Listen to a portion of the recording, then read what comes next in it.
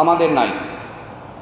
চলমান বৈষম্য বিরোধী ছাত্র আন্দোলনে যে সকল শিশু কিশোর, তরুণ তরুণী ও বিভিন্ন শ্রেণী ও পেশার আপামর মানুষ আত্মাহুতি দিয়েছেন, শহীদ হয়েছেন, আমরা তাদের আত্মার মাগফিরাত কামনা করছি, শান্তি কামনা করছি।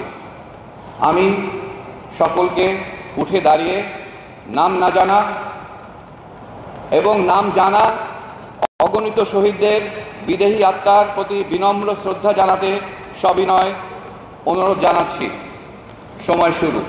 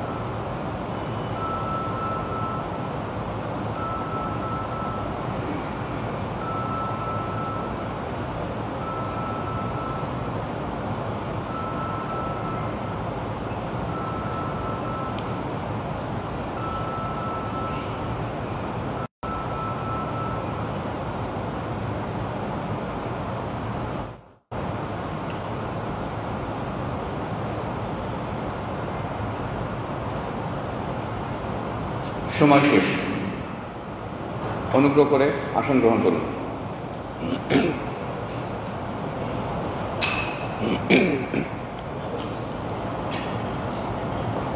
আজ এখানে যে সকল অবসরপ্রাপ্ত অফিসারবৃন্দ উপস্থিত আছেন, তারা এই দেশ ও মাটির সন্তান।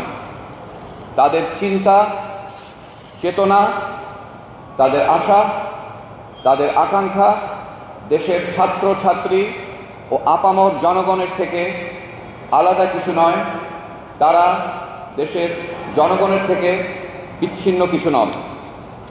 উপস্থিত অনেকেই যারা এখানে আছেন, তারা জন্মলগ্ন থেকে অন্তরের সবটুকু দিয়ে তিল তিল করে সশস্ত্র বাহিনীকে গড়ে তুলেছেন এবং তাদের এই আত্মত্যাগ দেশ ও বিদেশে সেনা, নৌ ও বিমান বাহিনীকে অপরিসীম সুনাম ও মর্যাদার আসনে অধিষ্ঠিত করেছে। আজ আমরা যখন এখানে উপস্থিত, তখন সশস্ত্র বাহিনীর অতীত গৌরবময় ভাবমূর্তি ভীষণভাবে, মারাত্মকভাবে প্রশ্নের সম্মুখীন। চরম সংকটময় এই পরিস্থিতিতে অবসরপ্রাপ্ত অফিসারদের অবস্থান সুস্পষ্ট করার জন্য আমরা এখানে সমবেত হয়েছি। আজকের এই প্রেস কনফারেন্স সাংবাদিক সম্মেলনে প্রথমে 5জন অবসরপ্রাপ্ত বয়োজ্যেষ্ঠ অফিসার প্রত্যেকে 2 মিনিট করে বক্তব্য পেশ করবেন। তারা হলেন প্রথমেই brigadier general M Sakhawat Hossain, প্রাক্তন election commissioner; brigadier general Shahidul Anam Khan. তৃতীয় বক্তব্য রাখবেন মেজর জেনারেল রেজাকুল হায়দার। চতুর্থ বক্তব্য রাখবেন বীর মুক্তিযোদ্ধা major general Jamil D Hasan বীর প্রতীক। সবশেষে বক্তব্য রাখবেন বীর মুক্তিযোদ্ধা মেজর জেনারেল মোহাম্মদ আজিজুর রহমান বীরুত্তম। এরপর former chief of army staff, প্রাক্তন সেনাবাহিনী প্রধান জেনারেল ইকবাল করিম ভূঁইয়া উপস্থিত সকলের পক্ষ থেকে বিবৃতি পাঠ করবেন, প্রথমে বাংলায়, এরপর ইংরেজিতে। পরিশেষে former chief of army staff, প্রাক্তন সেনাবাহিনী প্রধান জেনারেল এম নুরুদ্দিন খান সমাপনী বক্তব্য রাখবেন। আমাদের আজকের এই সংবাদ সম্মেলনে, এই প্রেস কনফারেন্সে কোনো প্রশ্নোত্তর পর্ব থাকবে না। There will be no question and answer session. আমি এখন সবিনয় অনুরোধ করব ব্রিগেডিয়ার জেনারেল এম সাখাওয়াত হোসেনকে 2 মিনিটে তার বক্তব্য বক্তব্য পেশ করার জন্য ব্রিগেডিয়ার জেনারেল সাখাওয়াত হোসেন।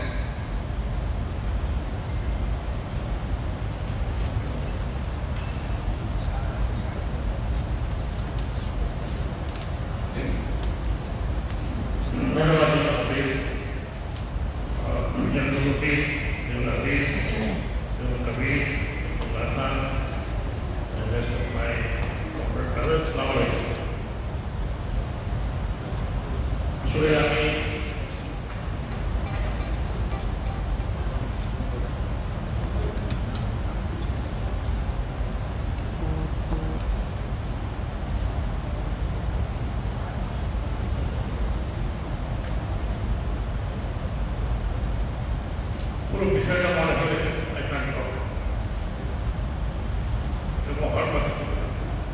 স্বাধীন দেশ, কিন্তু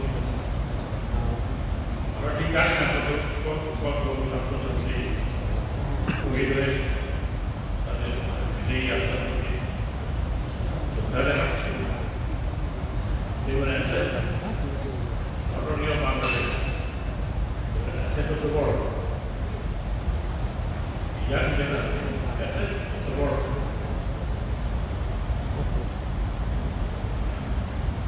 আমরা প্রোটেক্ট করতে পারি না।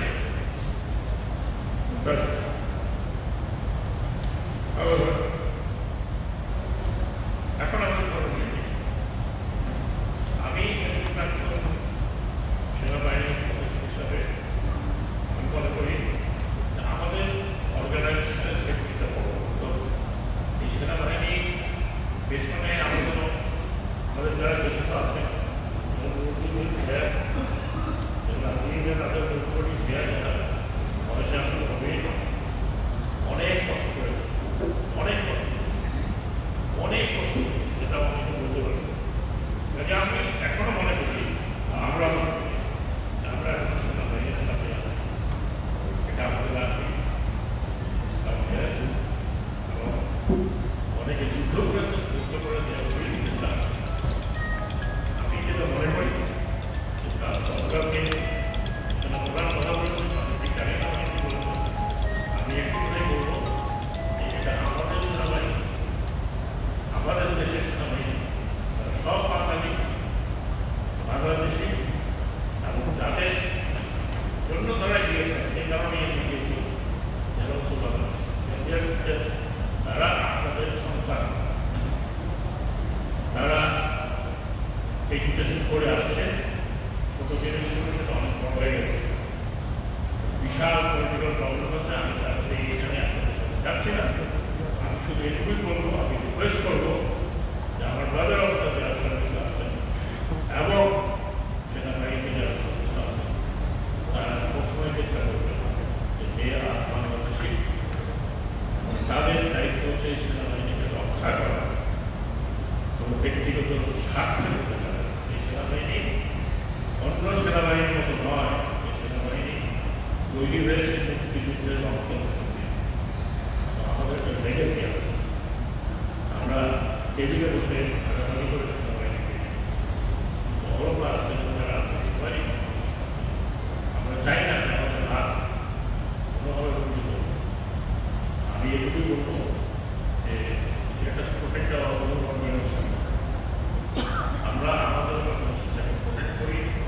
যদি কেউ অ্যাডভাইস দরকার হয়, সার্ভিং আছে, আমার মনে হয় all people they can always come and they will always find a way.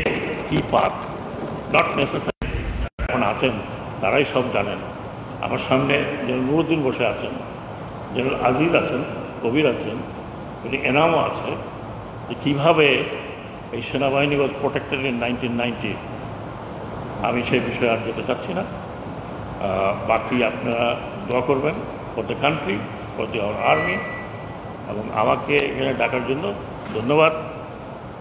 Sorry I can't talk much, আমার খুব একটা ভালো লাগছে না। আপনাদেরকে অনেক ধন্যবাদ, আল্লাহ আমাদের সহায় হন।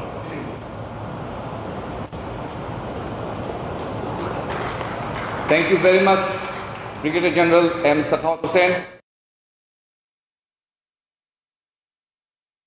জানাচ্ছি ব্রিগেডিয়ার জেনারেল শাহিদুল আনাম খান।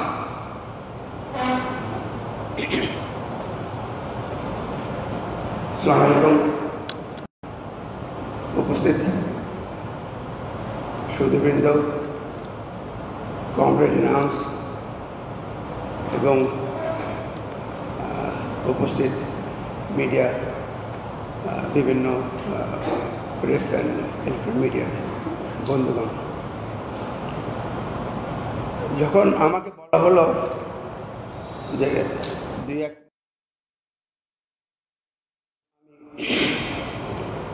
একটা ইনসিডেন্ট কথা মনে পড়ে গেল, একটা ঐতিহাসিক। এটা আমেরিকান সিভিল ওয়ারের যুদ্ধের সময় অ্যাব্রাহাম লিঙ্কনের কাছে সিভিল ওয়ারে মৃত এক জওয়ান সৈনিকের মা দেখা করতে এসেছিলেন। তখন লিঙ্কন বলেছিলেন, "There are times when no man may speak. I think it is such a time that words fail you." যখন দেখি রাস্তাঘাটে নিরীহ শিশু, নিরীহ শিক্ষার্থী, তাজা বুকের রক্ত, রাজপথ রক্তাক্ত হচ্ছে, তখন নিজেকে গিল্টি মনে হয়। I feel ashamed to be alive. It is not their chest that should be taking the bullet. It is we, their guardians, who should have taken the bullets in their place. কিন্তু তা পারিনি। তার জন্য আমরা দুঃখিত, তার জন্য আমরা লজ্জিত। Could this have been avoided? এটাকে অ্যাভয়েড করা যেত? That is a different issue all together. ওটাতে আমরা যেতে চাচ্ছি না। কিন্তু আমার কথা হলো, আমরা এই ক্লান্তি লগ্নে আমি একজন প্রাক্তন সৈনিক হিসাবে বলতে চাই যে আমি চাই না যেমন একটা পরিস্থিতি আসুক যেখানে আমাদের সেনা